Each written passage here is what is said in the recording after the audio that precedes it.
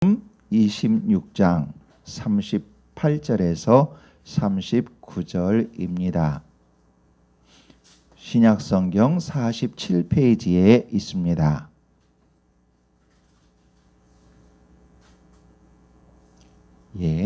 두 절이므로 우리 함께 읽도록 하겠습니다. 38절, 39절입니다. 함께 읽습니다. 이에 말씀하시되 내 마음이 매우 고민하여 죽게 되었으니 너희는 여기 머물러 나와 함께 깨어 있으라 하시고 조금 나아가사 얼굴을 땅에 대시고 엎드려 기도하여 이르시되 내 아버지여 만일 할만하시거든 이 잔을 내게서 지나가게 하옵소서. 그러나 나의 원대로 마시옵고 아버지의 원대로 하옵소서 하시고 아멘. 다 자리에 앉으시겠습니다. 할렐루야. 반갑습니다. 오늘 주일 예배 함께 하시는 모든 분들께 하나님께서 큰 은혜 부어주심을 예수님 이름으로 선포합니다. 아멘. 개혁 아버지의 원대로라는 제목으로 함께 은혜를 나누겠습니다. 오늘은 종교개혁 주일입니다. 루터의 종교개혁은 1517년 시작되었으니 올해가 505번째 생일입니다. 종교개혁 운동은 1517년 당시 잘못하고 있는 교회 내용을 성경의 정신에 맞게 고치자는 운동입니다. 그리고 그 운동 정신은 지금까지 계속 현재 진행형이지요. 지금 잘못된 것은 계속 고쳐가자는 것입니다. 1517년 가톨릭 교회의 젊은 신부였던 루터는 당시 가톨릭 교회가 고쳐야 할 95개의 항목을 자신이 속한 위텐베르크 성교회 대문에 내걸었습니다. 루터가 위텐베르크 성 그 교회 대문에 이 내용을 걸은 것은 왜냐 그러면 당시에 그 대문은 게시판도 같았습니다. 사람들이 모여가면서 오고 가고 지나가면서 그것을 게시판처럼 읽었기 때문에 바로 그곳에다가 이 95개조 반박문을 건 것이지요. 루터 본인이 이 반박문을 게시할 당시에는 이것이 장차 종교개혁으로 갈 것이다 이런 생각이 전혀 없었습니다. 단지 지금 우리 교회가 이런 모습들이 있는데 이런 모습들에 대해서 우리가 95개조 이 항목을 가지고 서로 이야기해보자. 그래서 우리가 고칠 건 좀 고쳐가자. 이런 의도로 시작을 한 것이었습니다. 어디까지나 교회 내부에 있었던 신성모독, 성경대로 바르게 살지 않는 것에 대해서 고치고자 하는 내용이었지 루터가 로마 카톨릭 교회에서 빠져나오고자 하는 그런 내용은 아니었던 것이지요. 그러나 이 사건을 계기로 루터는 로마 카톨릭 교회로부터 파문을 당하게 됩니다. 그리고 종교개혁의 선두주자가 되게 되지요. 루터가 제시한 95개 항목 중 대표적인 것 하나가 면죄부입니다. 면죄부 판매는 성경적이 아니다. 그 내용이 중요한 내용 중에 하나입니다. 면죄부의 정확한 명칭은 면벌부입니다. 다시 말하면 죄를 지었는데 그에 대한 벌 받는 것을 면해 준다. 그래서 면벌부입니다. 그래서 지금 초등학교 교과서에서는 면죄부가 아니라 면벌부로 이렇게 고쳐서 사용하고 있습니다. 당시 로마 가톨릭 교회는 거대한 성 베드로 성당을 보수했어야만 했습니다. 그러니 막대한 재정이 필요했습니다. 그런데 재정이 부족했습니다. 부족한 재정을 충당하기 위해서 면벌부를 만들어서 팔았습니다. 면벌부를 사기만 하면 죄에 대한 벌을 용서해 준다. 이런 내용입니다. 그러니 죽은 부모님이나 자녀 혹은 친구들을 위해 면벌부를 사기만 하면 지옥에 있는 그들의 벌도 다 면제된다. 벌이 면제가 된다. 이런 내용입니다. 그러니 사람들은 이 면벌부 사기에 열심이었습니다. 당시 독일의 대주교 떼첼이라는 사람이 있습니다. 이 사람은 면벌부 판매 설교자로 명성이 높았습니다. 그러니까 이 사람이 가기만 하면 면벌부가 엄청 많이 팔리게 되는 거지요. 그 사람의 설교 중에 일부를 소개해 드리겠습니다. 지금부터는 그 사람의 설교입니다. 여러분이 사랑하는 죽은 친척들과 친구들이 여러분을 향해 애원하며 부르짖는 소리에 귀를 기울이시기 바랍니다. 그들은 이렇게 말하고 있습니다. 우리를 불쌍히 여기시오. 우리는 무서운 고통 중에 빠져 있는데 당신들은 적은 돈으로 우리를 건져낼 수 있지 않소? 자, 여러분은 저들을 건져내기를 원치 않습니까? 아버지가 아들에게, 어머니가 딸에게 애원하며 부르짖는 소리에 귀를 기울이십시오. 동전이 여러분의 부모님을 구해낼 수가 있습니다. 동전이 궤 속에 떨어지는 소리와 함께 그들이 연옥에서부터 벗어나게 됩니다. 이것이 그 떼첼이라는 사람의 설교입니다.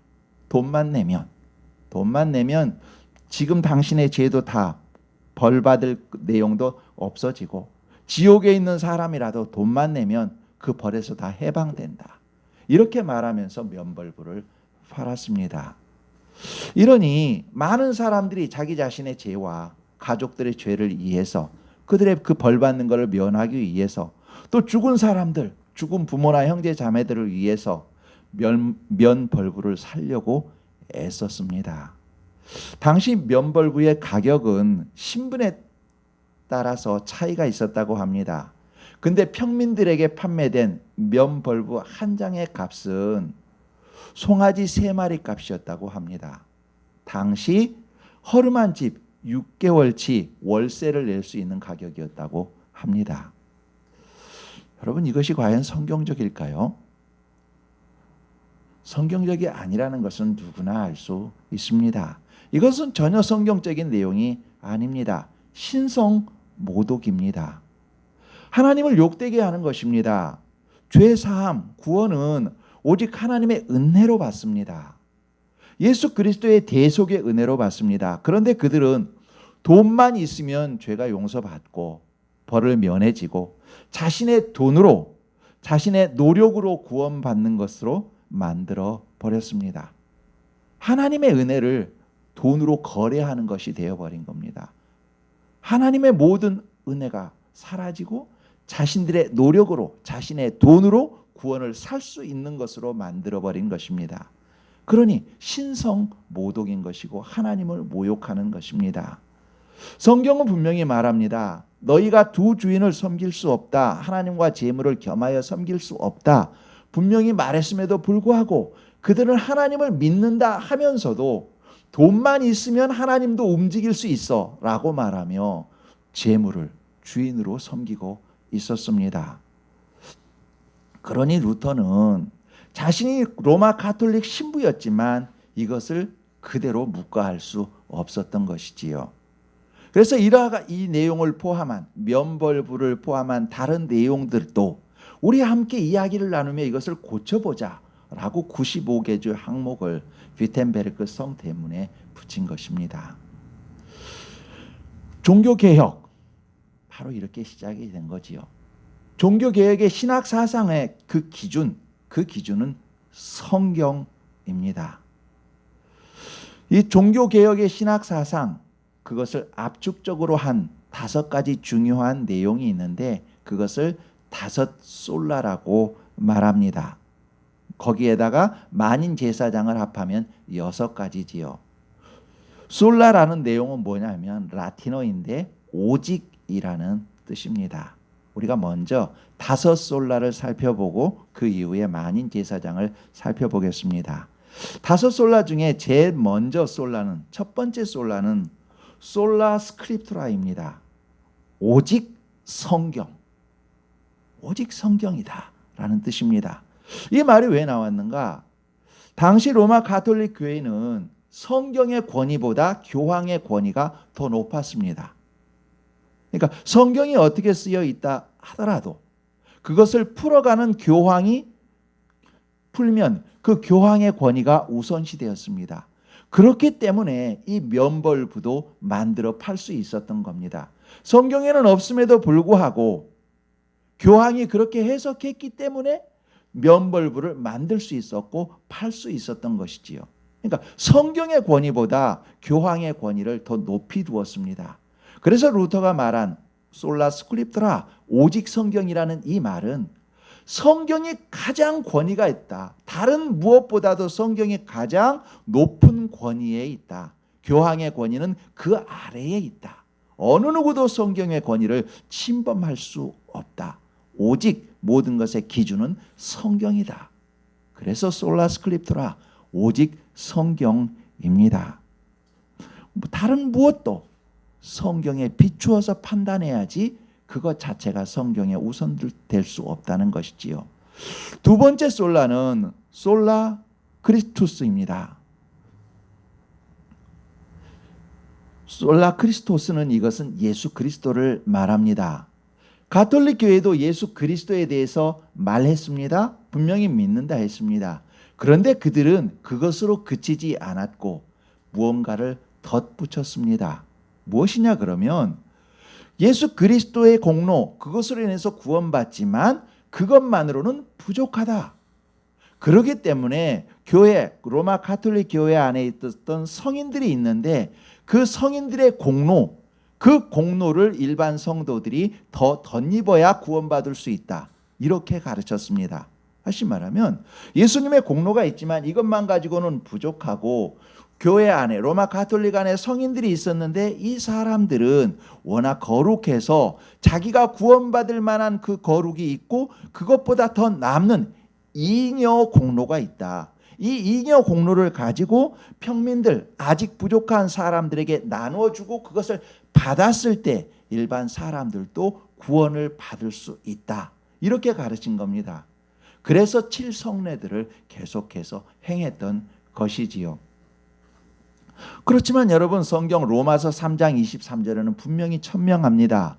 모든 사람이 죄를 지어 범하였음에 하나님의 영광에 이르지 못하더니 이 말씀처럼 사람은 그 어느 누구도 잉여 공로가 있을 수 없습니다. 오직 예수 그리스도의 은혜로 구원받습니다. 그래서 종교 개혁자들은 성경에 따라 구원은 오직 그리스도 예수의 중보 사역을 통해서만 가능하다는 것을 천명했습니다. 솔라 크리스투스 오직 예수. 솔라 크리스투스라는 말이 바로 그런 의미입니다. 오직 예수. 오직 예수로서 구원받는다.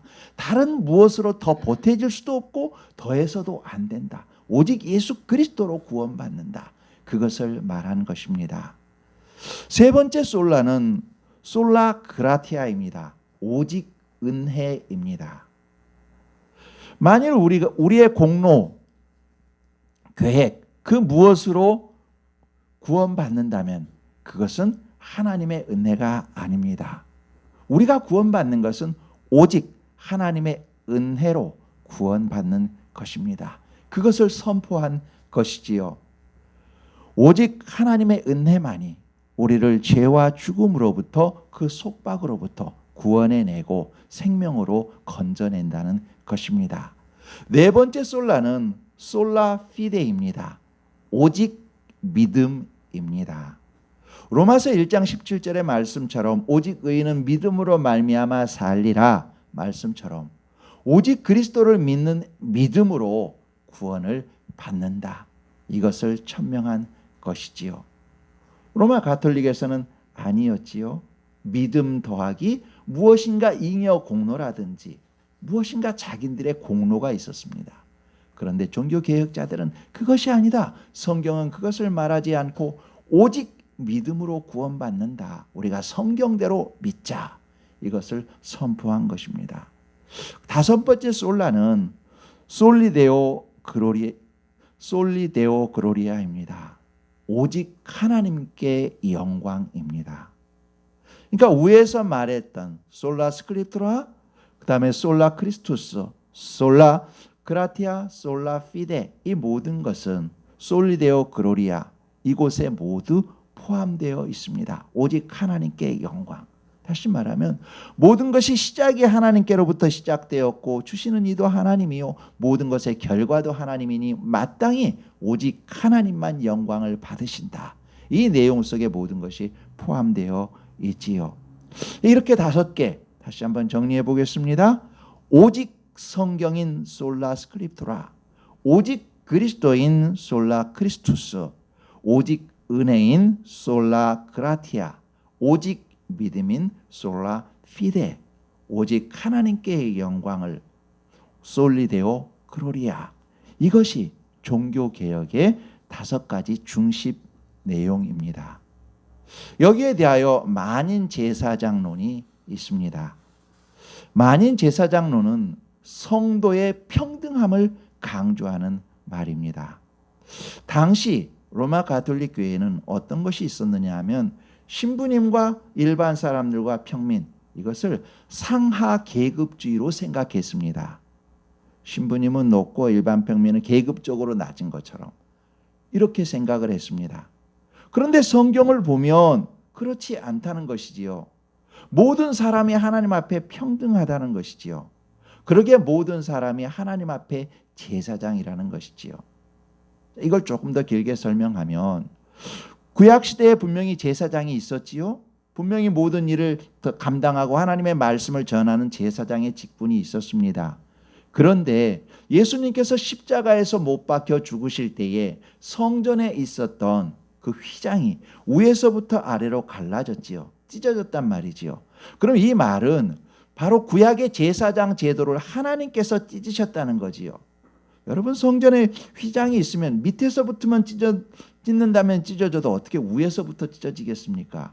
이것은 하나님께서 하신 일이거든요. 그러니까 성전의 그 제사장 그것은, 그 제도는, 구약의 제사장 제도는 이제 하나님께서 예수 그리스도 안에서 폐하시고 모든 사람들에게 제사장직의 사명을 주셨다. 이것을 말하는 것이 만인 제사장론입니다.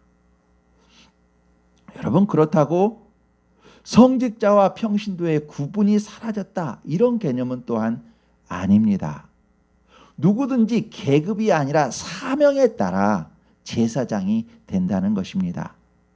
목사는 목회를 위한 제사장, 학자는 학자로서의 제사장, 예능인은 예능인으로서의 제사장, 의사는 의사로서의 제사장, 각자 맡은 사명에 따라 거룩한 제사장이라는 것입니다.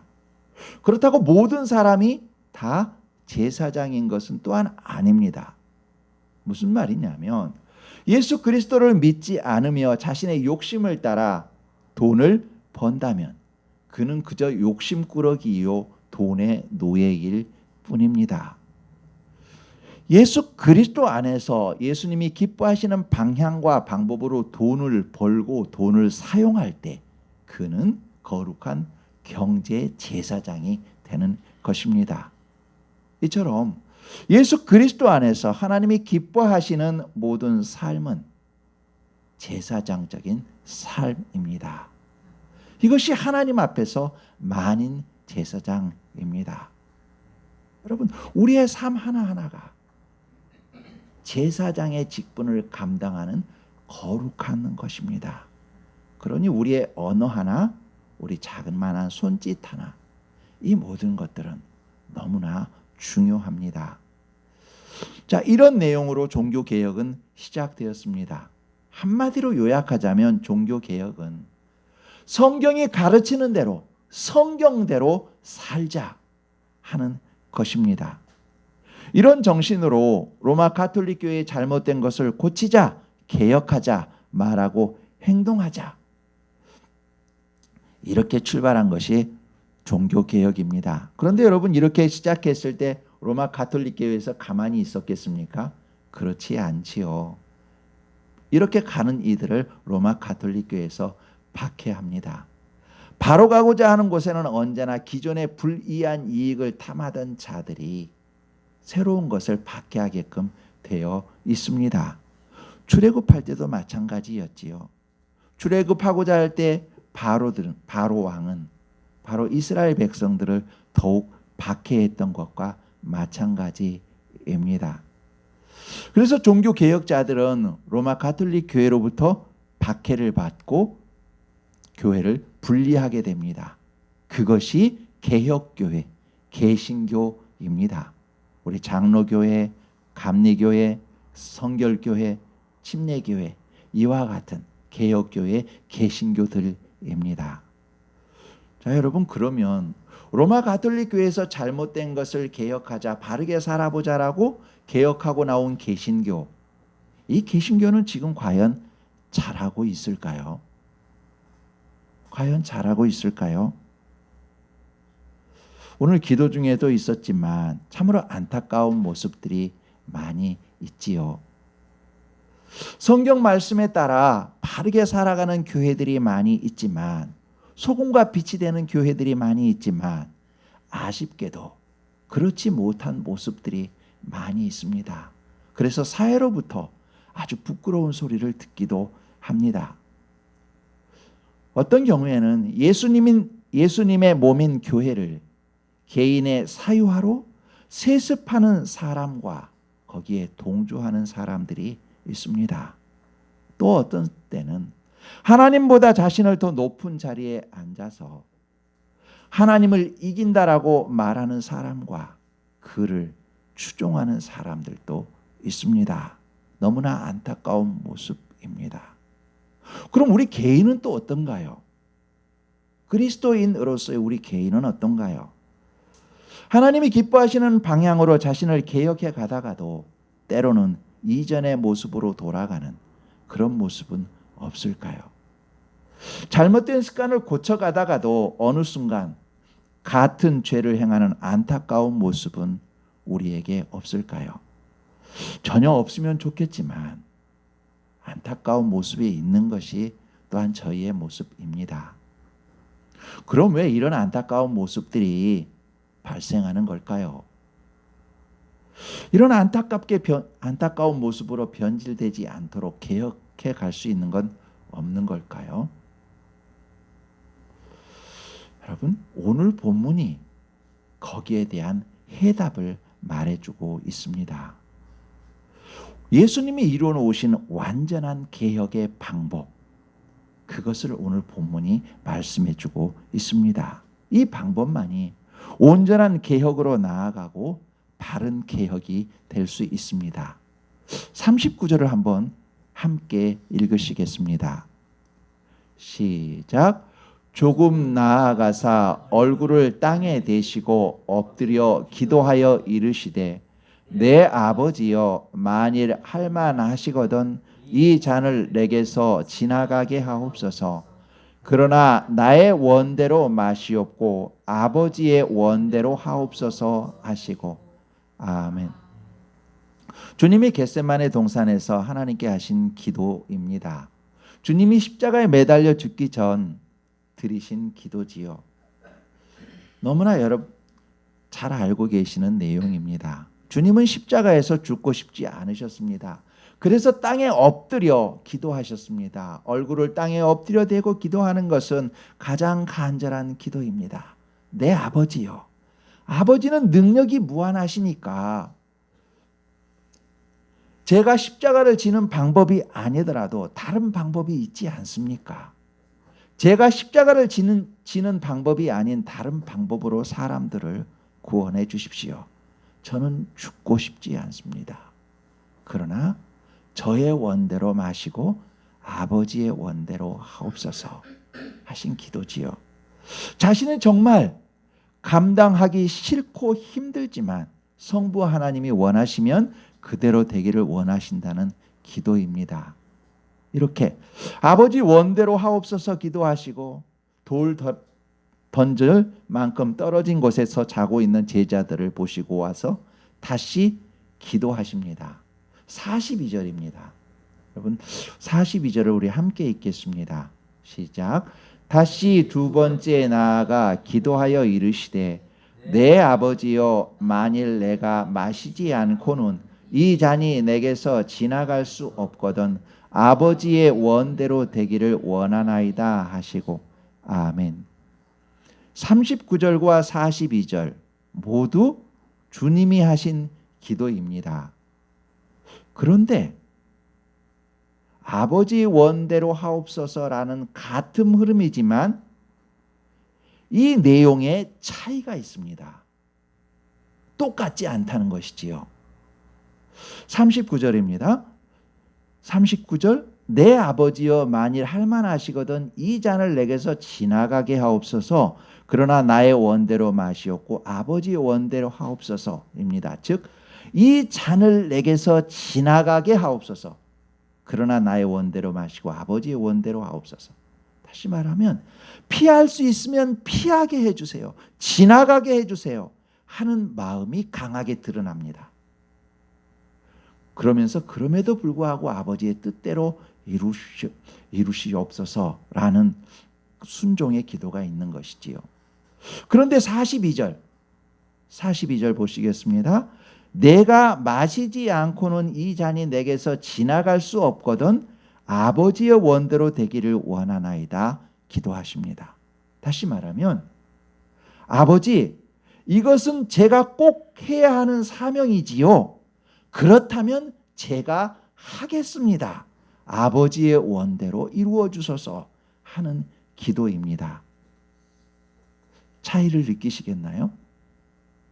39절과 42절 모두 아버지의 원대로 이루어지는 것을 기도하시지만 39절은 피할 수 있으면 피하게 해주세요 하는 내용이 있다면 42절은 아버지, 제가 해야 할 일이니 제가 하겠습니다 하는 내용이 들어있는 겁니다.